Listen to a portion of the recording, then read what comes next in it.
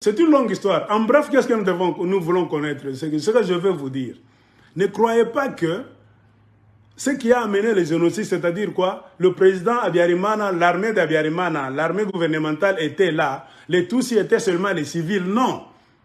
Kagame avait déjà infiltré le Rwanda à partir de fin 1990, 1991, 1992 et 1993. Les Tutsis étaient déjà entrés au Rwanda. Ils avaient des caches d'armes. Les Américains les aidaient. C'est pour cela quand ils ont envoyé l'homme que je vous ai dit, le général Dallaire de l'ONU, il était venu avant le génocide. C'est le véhicule de l'ONU qui déplaçait les armes du FPR d'un point à l'autre. Donc le FPR de Kagame, sous la bénédiction des États-Unis, travaillait avec l'ONU, la MINUAR, qui est comme la MONUSCO aujourd'hui. Donc les gens de Kagame, ils communiquaient avec l'ONU. L'ONU, soi-disant, nous sommes en train de faire la paix, tout ça. Écoute, entendez-vous, mettez un gouvernement de l'Union nationale. Or, l'ONU travaille avec les gens du FPR. Ils s'étaient infiltrés, ils étaient très nombreux de militaires en civil, tous, ils étaient déjà entrés au Rwanda. D'abord, quand Kagame a attaqué, 1990, 91, 12, 13, Kagame avait déjà pris presque une moitié du Rwanda. C'est ce que les gens ne connaissent pas. Ils pensent que, bon, les Hutus ont commencé à tuer les Tutsis comme ça. Non, Kagame faisait la guerre comme rebelle. Beaucoup de provinces étaient tombées. Kagame les gérait déjà. Kagame avait déjà la moitié du Rwanda. Le FPR gérait ça. C'est ce qui a fait pression sur Abiyarimana. Abiyarimana a vu que son armée ne faisait rien. Pourquoi? Bill Clinton avait imposé un embargo sur les armes pour que l'armée d'Abiyarimana, on ne puisse plus leur donner des armes. Donc, plus d'armes ira où c'est au Rwanda. Le gouvernement d'Abiyarimana a tout fait, se plaint à l'ONU, l'Union africaine. Les Américains ont dit non, vous êtes sous embargo parce que vous ne voulez pas démocratiser le Rwanda. Nous sommes en train de démocratiser. Nous allons à Arusha en Tanzanie. C'est pour les pourparlers, nous entendre. Et c'est vrai, les Hutus allaient avec bon cœur. Pourquoi? Ils savaient qu'ils sont majoritaires. La démocratie, c'est quoi? Même si nous finissons les pourparlers, nous allons aux élections. Nous, les Hutus, nous sommes majoritaires. Nous allons gagner les petits Tutsis là. C'est comme ça, les Hutus n'avaient même pas résisté. Or, quand ils faisaient tout ça, les Américains les piégeaient pour qu'ils puissent résister. Boboï, maintenant nous allons faire la guerre. Abiyarimana a tout accepté. On a fait signer à Abiyarimana même des bêtises. Nous allons partager ça. Abiyarimana, tout. On a amené même les militaires rwandais qui avaient pris d'autres provinces. Venaient dans la capitale. Les Rwandais, tous étaient dans la capitale. Visiblement comme ça. Ils dormaient dans des hôtels protégés par l'ONU. C'est-à-dire, quand on a bombardé l'avion d'Abiyarimana, les Rwandais, tous étaient déjà là. C'était la guerre civile. Cela ne veut pas dire qu'ils commençaient maintenant à venir de l'Ouganda. Non, ils étaient déjà là, une forte armée. Ils ont commencé à se battre pour aller maintenant prendre la présidence. Mais il s'est fait que l'armée nationale d'Abiyarimana était très forte. Ils se sont battus de 20h30 jusqu'à 5h du matin avec artillerie lourde. Les abiarimanistes pour sauvegarder la présidence, les kagamistes c'est pour prendre la présidence. Donc ils se sont tellement battus. C'est ce qu'on ne veut pas nous dire. Bill Clinton suivait ces combats-là à partir de la Maison Blanche. Il y a même des images satellites qui sont là. Bill Clinton a refusé à ce qu'on puisse les inspecter. Le Pentagone américain a refusé. Parce que si on ouvre la boîte à Pandore là-bas, là où il y a les images satellites qui suivaient les mouvements des armées Hutus et Tutsis, les Américains ont des images satellites. J'ai lu ça dans Garrison. Bill Clinton a refusé qu'on puisse ouvrir pour voir les images satellites, le mouvement des armées. Tout est là, la vérité est là. Mais l'Amérique est une puissance. C'est-à-dire, vous devez suivre ce que l'Amérique dit. Si tu as raison, l'Amérique dit que tu as tort. Tu as tort parce que le grand frère a dit que c'est toi qui as tort. C'était comme ça. Jusqu'à 6h du matin, les Kagame n'ont pas su prendre la présidence. Ils se sont retirés là-bas mystérieusement. Et Agathe Abiyarimana est resté à la présidence là-bas, dans la plus grande panique. Ce n'est que le soir, après 13h, 14h, que la France a amené un avion pour prendre la famille présidentielle seulement. Pas les cousins, les tantes là-bas, famille élargie. Non, ils ont pleuré là-bas. On les a amenés en France directement. Et les Américains ont compris que c'est fini. Nous n'aurons plus de puissance en Afrique centrale. Même au Congo. Mobutu, prépare-toi. L'aigle américain est venu avec rage. Mobutu déjà a paniqué. Mobutu savait que c'est fini.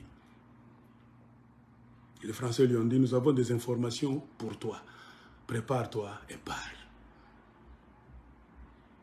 C'était ça le jeu qui s'est joué. Et Mobutu était fatigué. Si du moins il pouvait partir, mais lui aussi a voulu résister. La France a dit, ah, ces gens-là sont très forts. Très forts. Parce qu'il y avait des avions américains et canadiens. Les gros porteurs là-bas, C-130, qu'on appelle en lingala les Bomondonda, les Fokker. Ça venait, c'était en Entebbe, en Ouganda.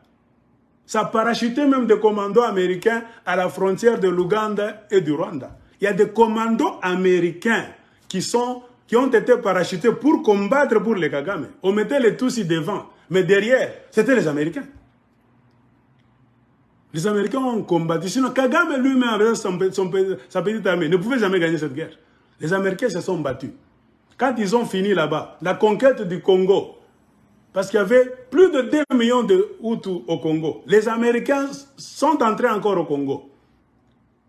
Ils ont envoyé même des avions là-bas la nuit, les avions silencieux, qui jetaient des bombes là-bas, sur les camps des Hutus, en silence. Ils ont fait la guerre pour Kagame. Ils ont écrit une histoire là-bas, les génocides du Rwanda, selon eux. C'est fini. La France a vu que c'est fini, moi, on boute dehors. Moi, je n'ai plus de chance. Comprenez pourquoi la position de la France, qui avait tous les documents, la France avait toutes les preuves. Qui a tiré sur l'avion? Les Français savent. Ils ont mené des enquêtes là-bas. Les Français ont pris les débris de missiles. Il y avait 3 missiles qui avaient tapé sur l'avion d'Abiyarimana. Les débris, les Français les ont pris là. Ils ont lu même. Chaque missile a un numéro d'enregistrement. Les Français ont pris le reste des numéros qui étaient là. Ils ont fait entrer ça dans des ordinateurs là-bas. Ils ont tracé d'où ces missiles étaient venus. C'était des missiles qui étaient restés dans la guerre d'Irak. Quand George W. Bush père, George Bush père, faisait la guerre contre Saddam Hussein en Irak dans les années 1991. C'est quand on avait volé du stock qui était resté. Ces missiles-là, on les avait volés, c'était resté quelque part, et on les avait acheminés dans le stock de l'Ouganda. Donc c'était en Ouganda. À partir de l'Ouganda, ce sont les missiles, les 3, qui ont tiré sur l'avion du président Abiyarimana. Et que Ouganda, c'est quoi? C'est l'allié de Kagame, l'allié des Américains dans cette guerre de l'Afrique centrale. Automatiquement, c'est quoi? C'est venu de l'Ouganda, on les a fait traverser la frontière pour les faire entrer au Rwanda. Abdul Rubiziza, l'histoire secrète du Rwanda, ce monsieur-là aussi en a parlé. Il te dit tout ce qui a eu lieu. L'avion de Bermana revenait d'Arusha. Parce qu'on avait attaqué. Tu vois ce qu'ils ont fait? Ils attaquent. Bermana faisait là-bas les histoires à Arusha.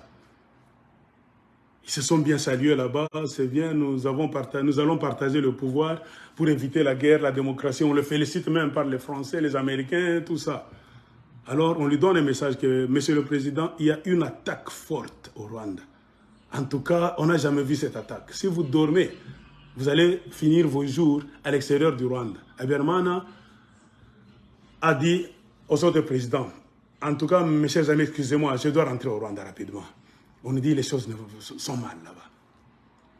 Mobutu a dit à Abiyarimana, il ne faut pas t'empresser. Laisse, l'armée doit faire son travail.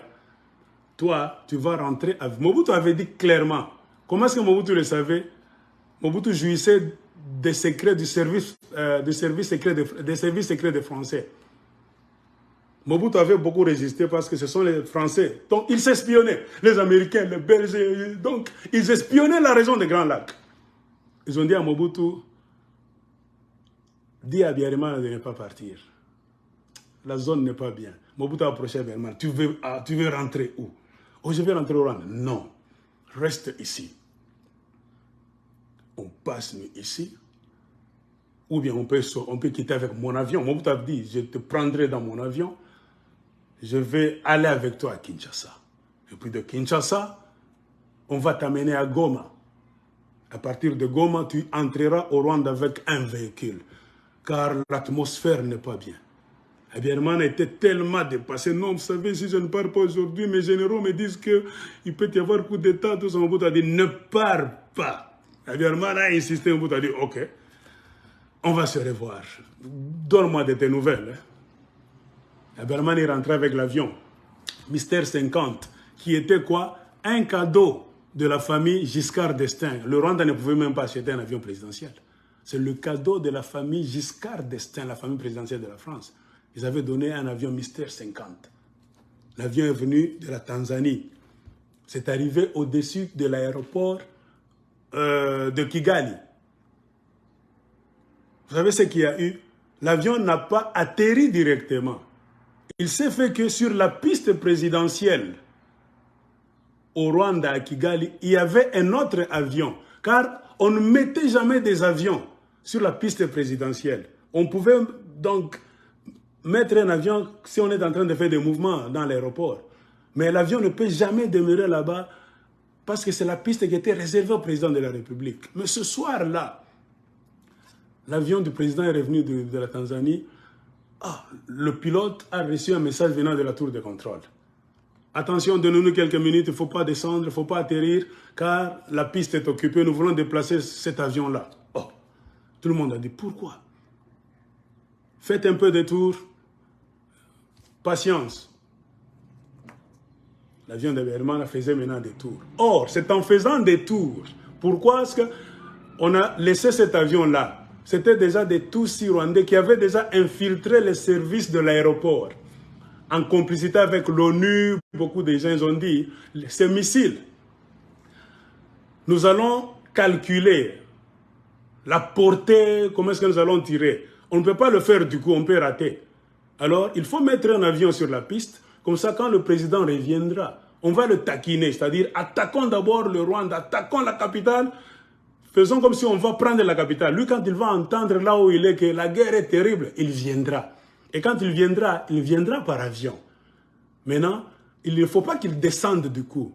Mettons un avion sur la piste présidentielle là-bas. Comme les Tutsis étaient des érudits là-bas, le directeur de l'aéroport, c'était eux, ils ont fait mettre l'avion sur une piste, sans que les travailleurs de l'aéroport comprennent pourquoi.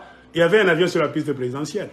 Pourquoi? Parce que si Abiyarimana revient, on va lui dire de faire des tours, de ne pas atterrir directement. C'est en faisant des tours que les tireurs des missiles, les tireurs au pluriel, ils étaient juchés sur la colline de Masaka, près de l'aéroport. C'est pour qu'ils puissent le calculer très bien. Quand ils passent dans leurs lunettes, ils calculent. Ok, dites-lui de faire encore un autre tour. C'est les gens de la colline là-bas, les tireurs d'élite, qui collaboraient avec la tour de contrôle, et la tour de contrôle collaborait avec le pilote. C'est ce qu'ils faisaient. Un tour. L'avion du président a fait un tour. Le tireur d'élite a jumelé. Ok, dites-lui de faire encore un autre tour. Ok, excusez monsieur le président, monsieur le pilote, faites encore un autre tour. On n'est pas encore prêt, on est en train de dégager la piste. L'avion fait encore un autre tour. Parce que quand l'avion fait un tour là-bas, l'avion doit passer, la colline de Masaka, c'est une élévation. C'est presque proche de l'avion. Quand l'avion a fait un autre tour, le tireur d'élite là-bas ont vu, voilà. Dites-lui de faire encore un autre tour pour qu'on s'assure maintenant que si nous tirons, ça ne va pas rater. La tour de contrôle a dit encore au président, au pilote, fais encore un autre tour. Et la tour de contrôle communiquait avec les tireurs d'élite qui étaient sur la colline Masaka. Ils ont fait le troisième tour. Maintenant, les tireurs d'élite se sont rendus compte que ça va, on ne va pas le rater. Et au même moment, l'avion était dégagé de la piste présidentielle. On a mis ça de côté. Et on a dit, monsieur le pilote de Mystère 50, la piste est dégagée, vous pouvez atterrir. Et l'avion est allé faire encore le dernier tour. Atterrir, c'est-à-dire quoi? Ça commençait à perdre de l'altitude. Ça venait maintenant en descendant. C'est passé devant la colline de Masaka. C'était un gros avion là-bas. Hein? trop gros, les tireurs n'avaient plus maintenant de problème. Premier missile, deuxième missile, troisième missile. L'avion a pris feu. Il est allé tomber au-dessus de la présidence à Kigali. Les enfants d'Habyarimana étaient dans la piscine en train de nager. Agathe Habyarimana est sorti, tout le monde là-bas. Ça, c'est l'avion de papa. Tombé à la présidence, sur le garage de la présidence. On est venu prendre le corps d'Habyarimana. Il n'avait pas la mâchoire inférieure. C'était sorti là. Donc, tout le monde est mort. Même le président burundais, qui avait pris aussi l'avion là-bas pour que demain il puisse entrer au Burundi. 2 présidents du coup. Ils ont mis une sorte de chapelle là-bas. Ils ont mis des bougies la nuit. Veillé, ça a commencé. Et on a commencé à tirer. Le combat toute la nuit, c'est comme ça.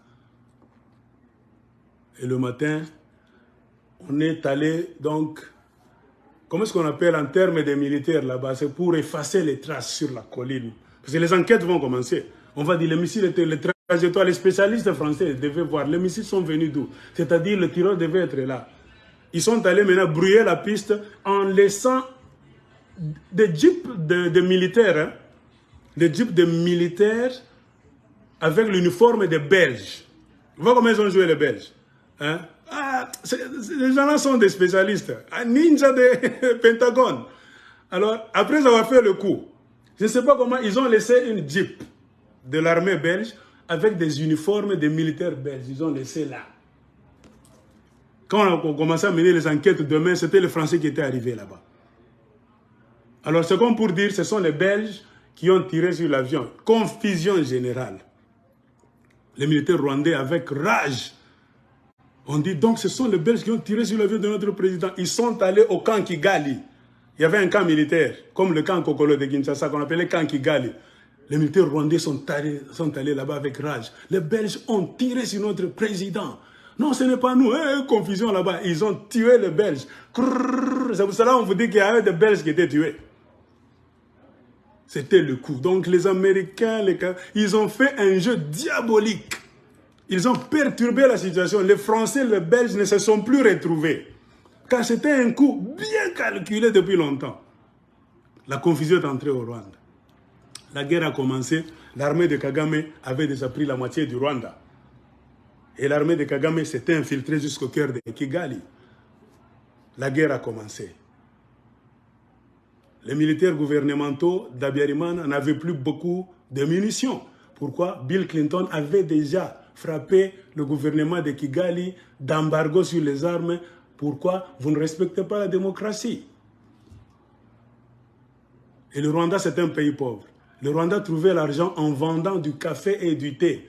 Bill Clinton a frappé l'embargo sur le thé et le café du Rwanda. Vous n'allez plus vendre le thé jusqu'à ce que vous allez obéir à faire entrer la démocratie dans votre pays. Donc c'était un pays pauvrement pauvre. Et du côté de l'armée gouvernementale, ils avaient des armes sans munitions. Comprenez pourquoi ils ont fait maintenant recours aux machettes. C'est-à-dire jusqu'à la dernière goutte de sang, nous allons défendre notre pays. Alors, la question qu'on se pose, c'est celle-ci. Ceux qui ont des armes automatiques et ceux qui ont des machettes, qui va tuer qui? Hein? Faisons une guerre même au Congo. Il y a une équipe avec des machettes là-bas, des burins, des bâtons, tout ça. Et une autre équipe derrière avec des armes automatiques. Parce que quand l'armée gouvernementale était en faillite de l'autre côté, alors Ouganda ne faisait qu'approvisionner le FPR de Kagame. Ils avaient créé déjà un circuit qui entrait même dans les provinces que Kagame avait déjà prises là-bas. Les armes de guerre fantastiques, puissantes des Américains entraient. Et le FPR a fait le travail. Le FPR a fait le travail. L'armée de Kigali, gouvernementale, n'a pas tenu beaucoup de jours. Mais Kagame et ces gens avaient l'arsenal sophistiqué. Et Bill Clinton a ordonné qu'on puisse couper la communication. Téléphone, ça ne répond plus. Telex, ça ne répond plus. On a coupé la communication. Les Français ont essayé d'avoir accès. Bill Clinton a fait l'état de siège, hein, ce que vous faites au Congo. Il a assiégé le Rwanda. Pendant au moins 3 mois, les gens voulaient savoir ce qui était en train de se passer au Rwanda. Personne ne pouvait vous donner l'information vraie de ce qui est en train de se passer au Rwanda. Pourquoi? Sur ordre de Bill Clinton. Mais eux avaient des téléphones satellitaires, les moyens de communication là-bas du Pentagone. Ils suivaient tout ce qui s'est passé là-bas. Les Américains sont les maîtres de l'espace. Ils avaient des satellites, tout ça, des images satellites. C'est les Américains même qui guidaient l'armée de Kagame. Allez à gauche, ils sont là. Allez, ils sont cachés derrière le mur là-bas. Lancez le mortier, boum, on tue là-bas l'armée gouvernementale. Pendant les 3 mois là-bas, comprenez pourquoi, par miracle, des gens qui disent qu'ils étaient des victimes, on devait les tuer tous. Mais comment brusquement, un petit groupe de victimes, ils sont devenus trop puissants, ils ont chassé même les 85%. Les Hutus sont entrés au Congo comme des troupeaux. Ah! Un inspecteur américain a posé la question dans la revue Garrison. Jamais de la vie. Comment les gens qui font partie de l'ethnie des victimes, qui se disent on les a tués plus de 800 000, c'est-à-dire ils devaient tous finir. Comment brusquement les victimes qu'on tuait, c'est-à-dire ils étaient comme des saints là-bas en train de dormir, brusquement la situation s'est retournée et ils ont chassé 85% des gens pour les mettre dehors. Non, non, non, non, non, non, non. Nous devons faire des enquêtes. L'info a commencé à sortir. On a intimé Bill Clinton. Bill Clinton suivait ça. Chaque matin, Bill Clinton était à la Maison Blanche. On lui donnait l'information par satellite, tout. On filmait même ce qui se passe. Les Américains ont des vraies images de la guerre civile qui se faisait au Rwanda pendant 3 mois. Selon le livre Garrison que j'ai lisé ici, on a intimé à Bill Clinton. Donne-nous. Le président américain, c'est toi qui as le pouvoir. Vous devez donner donc l'ordre pour qu'on puisse ouvrir ces archives-là, des images satellitaires, de ce qui s'était passé au Rwanda pendant les 3 mois que vous avez bouclé le Rwanda. Vous avez refusé l'accès à tout le monde. Bill Clinton a refusé. Il est parti. Jusqu'aujourd'hui, c'est bouclé. Le Pentagone tient ça pour secret. On n'a pas encore ordonné à ce que les gens puissent aller ouvrir ces archives là-bas, des images satellitaires. Garrison a dit ça. J'ai lu, j'ai dit, ah, c'est comme ça que c'était. Qu'est-ce qu'attendait Bill Clinton pendant tous les 3 mois? Il voulait à ce qu'il y ait un nombre exagéré de gens qui vont tomber, qu'on va tuer. Ça va lui permettre de faire quoi? De proclamer le génocide du Rwanda. C'était leur plan. On ne peut pas parler de génocide quand on tue 200 personnes, 1400 personnes. Non. Laissez-les se tuer. Et qui a tué? Demandez. Abdul Rubiziz a écrit un livre. Nous avons tué. Kagame a tué même les Tutsis, qu'on ne vous trompe pas. Pendant cette guerre-là, les Tutsis fuyaient dans un coin là-bas. L'armée de Kagame arrive là-bas. Qu'est-ce qu'il y a? Allez dans ce stade-là, le stade de Byumba.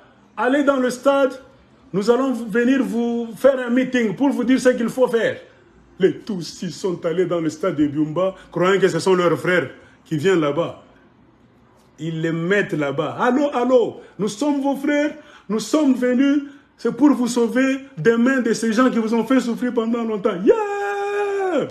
Écoutez-nous, restez ici, nous allons voir s'il y a des endroits là-bas. Là où il y a la sécurité, nous allons vous ordonner, savoir là où nous allons vous amener. Waouh! Ils ont fini le meeting comme ça, les gens de Kagame sont sortis du stade. Des véhicules sont entrés dans le même stade là-bas. Ils ont tué tout le monde, les tous. Ce n'est qu'aujourd'hui qu'on sait que c'est Kagame qui recevait l'ordre de l'aigle de Washington. Il faut tuer, même les tiens. C'est pour qu'on ait raison. Kagame a sacrifié les Tutsis. Il y a des Tutsis qui ont des histoires là-bas. On les a accueillis par l'armée de Kagame. On va les cacher quelque part là-bas. On les met là-bas dans un endroit très sécur. Ils restent là. Et brusquement, quand l'armée part comme ça, il y a des gens qui viennent les tuer. Ah, ça c'est un endroit secret. C'est-à-dire ceux qui doivent connaître cet endroit, ce ne sont que nos frères tous. Comment brusquement, quand ils partent comme ça, 30 minutes après, il y a des gens qui viennent tuer. Les survivants ont vu.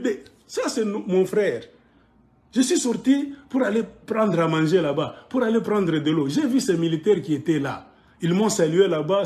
Les gens de chez nous, ce sont les Tutsis. Ils m'ont salué très bien. Alors, on a pris de l'eau, on s'est approvisionné à manger. Nous sommes revenus dans notre maison pour nous cacher. Et on a vu les gens qui sont venus nous tuer. On a vu le visage de ces messieurs qui étaient des gardes là, notre frère. Ah, comment est-ce que ces gens qui nous ont accueillis très bien, ils sont encore venus nous tuer? Il y a trop de témoignages. Quand on a ouvert le tribunal là-bas, les gachacha de Kagame là-bas, on n'a pas donné la parole aux gens. On a refusé à ce que les gens puissent parler. Les Hutus, les Tutsis, même les Tutsis avaient des témoignages. On a tout bouclé parce que l'Amérique était là. Les juges commandés par l'Amérique.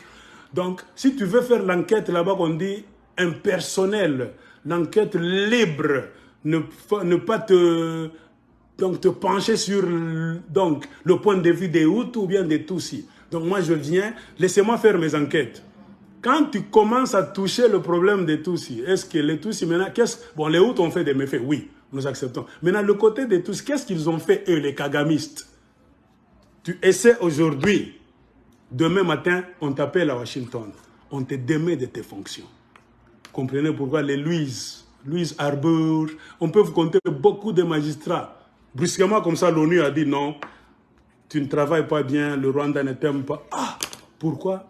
Parce que les juges, le procureur, voulaient maintenant ouvrir le dossier de l'armée de Kagame. Quand tu ouvres la première page, Louise Arbour est allé voir Kagame. Monsieur le Président, je demande rendez-vous demain avec vous. Kagame a dit, tu viens. Ils sont allés parler là-bas, Kagame était tendu là-bas. Ils ont commencé à rigoler, lui a parlé de ce qui est arrivé, nous sommes désolés, tout ça. Maintenant, la femme a dit, j'hésitais aussi. La femme a commencé le dossier. Maintenant, permettez-nous d'aller dans les zones que vous aviez occupées pendant au moins 2 ou 3 ans pour faire les enquêtes. Est-ce que nous pouvons avoir accès à certains généraux, vos lieutenants, pour leur poser des questions, pour qu'ils puissent nous situer ce qui s'était passé pendant qu'ils venaient donc sauver les Tutsis qu'on tuait. Kagame l'a regardé comme ça. What do you want to do? Kagame a commencé à gronder la procureure. J'ai ce livre-là, Madame le juge. Il y a un livre qui s'intitule Madame Judge. Madame le juge. C'était écrit par Louise. Elle a aussi relaté comment les relations entre Kagame et les juges de la Cour internationale n'ont jamais été bonnes. Et tout le monde sait que Kagame a caché beaucoup de choses. Même les témoins qu'on amène là-bas au Rwanda, on dit, les témoins, j'ai vu, on tué. Tous ont été manipulés, mensonge sur mensonge. Ils avaient peur. Il y a même des Hutus qui acceptent pourquoi par peur de mourir. Tu as tué, oui, j'ai tué, je suis allé là-bas, j'ai tué 5 personnes avec la machette. Il n'a pas tué, si vous suivez très bien. Même les Tutsis savent très bien que ce papa est innocent. Il était pauvre là-bas, il ne nous a pas tués. Mais ce papa se présente, j'ai tué, je demande pardon. Tout était millimètre. Donc, on a chronométré ça par les Américains. Et ils nous ont laissé, nous tous, dans l'Afrique centrale, avec cette version. C'est pourquoi nous devons lire des livres. Lisez ça. Je vous ai déjà présenté ça. N'oubliez pas, on peut parler des étrangers. Lisez aussi ça. Ça, c'est pour Patrick Mbeko et Papa Honoré Ngwanda. Hein? C'est très riche aussi. Dans la stratégie du chaos. Nous sommes dans la stratégie du chaos. Les Américains ont entretenu le chaos, le mensonge. Et ce qui est un peu bizarre, c'est qu'ils savent que nous savons. Même quand ils viennent au Congo, là-bas, les ambassadeurs des États-Unis, les Mike Hammer, les envoyés spéciaux là-bas, ils savent qu'avec les médias, les social media, les WhatsApp, les Américains savent que les Congolais savent que c'est nous qui les tuons. Mais c'est ce qu'on appelle en Swahili, Richo Kitoyo. Ils viennent comme ça pour changer l'histoire. Lisez aussi ce livre. C'est Patrick Mbeko qui a écrit. Le Canada et le pouvoir Tutsi du Rwanda. Le Canada n'est pas innocent. Hein? Vous qui êtes au Canada, oh, va Canadien, Canadien. Non. Le Canada aussi. Le Canada d'abord, c'est quoi? C'est la prolongation des États-Unis. Tu quittes l'Amérique, tu vas au Canada. C'est un pays. Il n'y a pas de différence. Le système est le même, tout. Nous disons en Amérique que le Canada, c'est la prolongation des États-Unis. Il y a aussi un frère congolais, John Kapapi, qui a écrit ce livre. Lies of the Tutsi in Eastern Congo Zaïre. Les mensonges des Tutsis dans l'Est du Congo Zaïre. Lisez aussi. C'est aussi un livre qui a un peu de connotations scientifiques. Un Congolais de l'Est du Congo, hein, ça doit être un Mufulero. Il est ici aux États-Unis, au Texas. J'ai acheté ça online. Il vous raconte l'histoire de chez eux. Les Babembe, ils sont venus d'où? Les premiers Tutsis qui étaient venus, ils étaient venus en qui? Pour garder les vaches. Ils venaient pauvrement du Rwanda. Est-ce que nous pouvons garder vos vaches? Vous leur donnez des vaches là-bas, ils gardent. Après une année, salaire, vous leur payez une vache. Vous lui donnez. C'est comme ça qu'ils ont commencé à avoir des vaches. Ils étaient venus au Rwanda sans vaches. Ce sont les vaches du Congo. Même quand Nyarugabo dit, nous avons 35 000 vaches. Ce sont les vaches des Congolais. Lisez. Il y a même des cartes. Il y a même des références des Belges. Ce livre est très bien. Il y a même des références des Belges. On va vous dire, tel écrivain français en 1930 avait dit ceci. Tel écrivain belge avait écrit en 1920 ceci. Donc, vous n'allez pas trouver les Banyamulenge dans ces histoires là-bas. Donc, comme je vous l'ai dit, le Banyamulenge, c'est une création des Américains qui travaillaient déjà avec la petite élite Tutsi depuis longtemps. Mobutu ne le savait même pas. Donc, c'est une histoire qu'ils ont commencé depuis longtemps. Nous, quand on dormait encore. The Rwanda Crisis, History of a Genocide. Lisez aussi, vous allez comprendre. Donc, quand vous lisez beaucoup de livres, vous voyez, moi j'ai lu plus de 50 livres sur la région des Grands Lacs et sur le Congo. Maintenant, je me mets comme ça, ma tête commence à tourner. Je commence maintenant à penser, celui-là a écrit ceci, qui a menti, qui a dit la vérité. Il y a toujours des points de convergence. C'est comme une nature, tu vas comprendre, ah, je comprends maintenant. Moi, quand je suis l'histoire du Rwanda, là, on me montre à la télévision, Kagame avec la torche là-bas, oh, nous nous souvenons, tout ça. Moi, je sais. Les invités qui vont au Rwanda, moi, je sais pourquoi ils vont là-bas. Parce que c'est écrit dans des livres. Ce monsieur-là a fait quoi? Pourquoi ce monsieur-là, on lui donne des médailles? Kagame appelle les Américains, les Français, les Allemands. Il les donne les médailles qu'ils sont venus dans des ONG travailler pour aider à la reconstruction du Rwanda. Non. Ce ne sont pas les gens qui sont venus aider à la reconstruction du Rwanda après le génocide, non. Ce sont des gens qui ont entraîné les Tutsis quand ils étaient en Ouganda. Roger Winter, Kagame lui a donné une médaille, je ne sais pas, il y a 3 ou bien 4 ans. C'est Roger Winter-là. C'est le monsieur-là qui a entraîné les Tutsis en Ouganda. Mais Kagame lui a donné une médaille en disant quoi? Non, il est venu assister les Rwandais pour reconstruire le Rwanda. Non, ce n'est pas la raison. Donc, quand vous lisez, vous allez comprendre les gens avec leur nom. Il y avait des mercenaires israéliens dans la guerre du Rwanda. Donc il y avait tout. La Mossad israélite est allée. La CIA a aidé Kagame, collecte d'informations. Je ne sais pas, l'agent secret de UK, Grande-Bretagne, a travaillé. L'agent secret du Canada était là. L'agent secret de l'Australie. Tout ce monde-là ont travaillé pour la collecte des informations, pour aider l'armée de Kagame. C'est pourquoi Kagame leur donne des médailles. C'est eux qui l'ont mis là, les anglo-saxons. Ils sont plus puissants.